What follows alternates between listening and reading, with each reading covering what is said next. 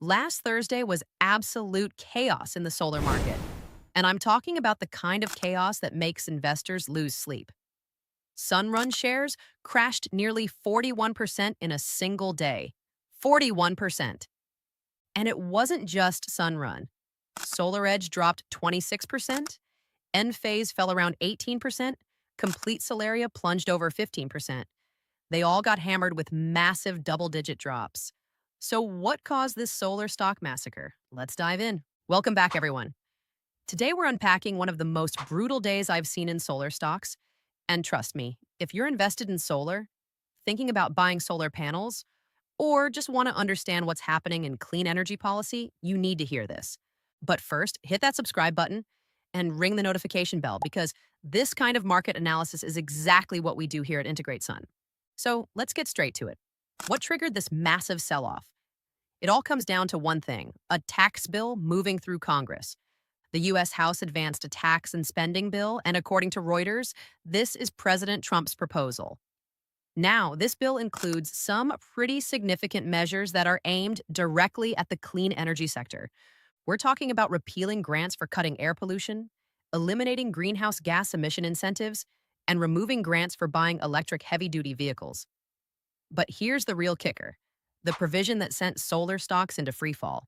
For residential solar companies like the ones that got crushed on Thursday, this bill would eliminate the 30% federal tax credit that homeowners get when they install rooftop solar. Now, let me pause here because understanding what this credit actually is shows you exactly why removing it is such a massive deal. This isn't just a tax deduction, it's a direct credit. Dollar for dollar, it reduces what you actually owe in income taxes by 30% of your solar system cost. For a complete breakdown of how solar tax credits work, check out our other videos on the channel. We also cover state and local incentives, so search for your area to see what additional savings might be available in your region. For most homeowners, we're talking about thousands of dollars, sometimes tens of thousands.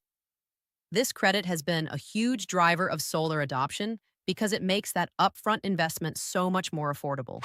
So when the market heard that this could be going away, panic set in fast. But here's what really caught the market off guard, and this is crucial to understanding why the reaction was so extreme. A Raymond James analyst pointed out that green energy firms already knew these credits would phase out eventually. That wasn't breaking news. Solar and wind companies have been planning for this, but what spooked everyone was the timeline.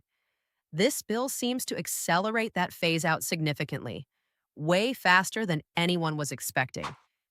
It's not just that the subsidies might go away, it's that they might go away much sooner than the industry was prepared for.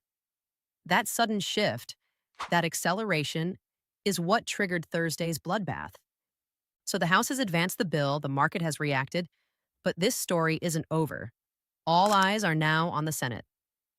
According to the Reuters report, industry stakeholders are holding on to hope that the Senate might actually reverse many of these proposed cuts to clean energy funding and incentive changes. The Senate is essentially the last line of defense for these solar incentives, and the industry's future might very well depend on what happens in those chambers. So what does this mean going forward? Well, that accelerated timeline for subsidies disappearing wasn't baked into anyone's expectations. This raises some serious questions. Can the solar industry adapt fast enough? Will this push companies to cut costs and innovate more quickly to compensate? Or are we looking at some real headwinds for solar growth in the short term? If you're thinking about going solar, this policy uncertainty is something to factor into your decision timeline. So, what do you think? Will the Senate save these solar incentives? Or is the industry about to face a major reality check? Drop your thoughts in the comments below.